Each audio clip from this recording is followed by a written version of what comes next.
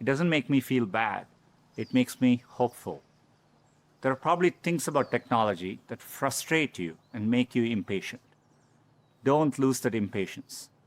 It'll create the next technology revolution and enable you to build things my generation could never dream of. You may be just as frustrated by my generation's approach to climate change or education. Be impatient. It'll create the progress the world needs. You will make the world better in your own way, even if you don't know exactly how. The important thing is to be open-minded so that you can find what you love. For me, it was technology. The more access my family had to technology, the better our lives got.